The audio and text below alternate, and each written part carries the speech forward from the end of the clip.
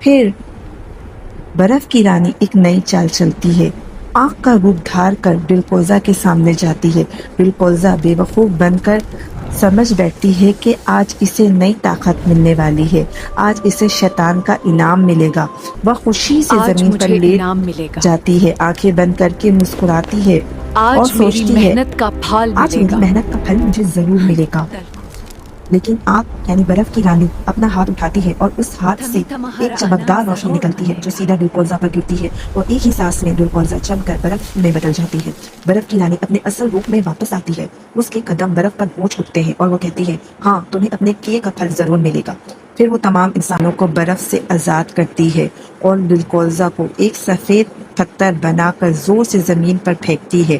پتھر ٹوٹ ٹوٹ کر ہزاروں ٹکڑوں میں بکھر جاتا ہے، انسان آزاد ہو کر چیخنے لگتے ہیں، برف کی رانی، برف کی رانی۔